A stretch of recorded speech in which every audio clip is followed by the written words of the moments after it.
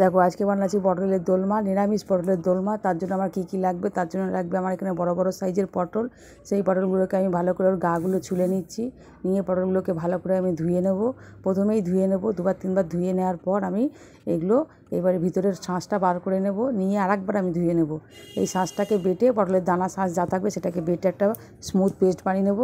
আর এর সাথে পেস্ট বানিয়ে নেব আমি ছোলার ডাল ভিজিয়ে রেখেছি, সেটাকেও আমি বেটে নেব মিক্সিতে।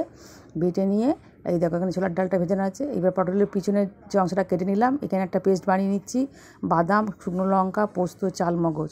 আর এখানে কড়ার মধ্যে নুন দিয়ে আমি পটলগুলোকে ভেজে নিচ্ছি। পটলগুলো আগে নুন দেবো না, একবারে কড়াতে দিয়েই ভাজবো। আগে নুন দিলে পটলগুলো নরম হয়ে যাবে। এই দেখো এতে 5 ফোড়ন দিয়েছি, দিয়ে ওই পটলের দানার পেস্টটা দিলাম, ছোলার ডাল সেদ্ধ দিলাম, আর একটু আলু সেদ্ধ দিলাম। তারপরে জিরে গুঁড়ো, গরম মশলা, হলুদ, নুন, চিনি সমস্ত কিছু দিয়ে এটা একটা ব্যাটার বানিয়ে পেস্ট বানিয়ে নিয়েছি। এই যে পুরটা হবে যেটা আর কি, এই পুরটা পটলের মধ্যে আমি এবার ভরে নিচ্ছি। সব কটা পটলে ভরে নেবো। তারপর ওদিকে কড়াই আমি সর্ষের তেল দিয়ে দিয়েছি। এতে দিয়ে দিলাম টমেটো, আর দিয়ে দিলাম ওখানে আদা বাটা দেবেও, আর টক দই ফাটানো, আর ওই যে পোস্তর যে পেস্টটা সেটা, আর ধনে গুঁড়ো, জিরে গুঁড়ো, হলুদ গুঁড়ো, লঙ্কা গুঁড়ো সমস্ত মশলা দিয়ে দিলাম। দিয়ে ঝোলটা ফুটে গেলে তাতে পটল দিয়ে দিলাম। এই দেখো হয়ে গেছে। লাস্টে ঘি আর গরম মশলা দিয়ে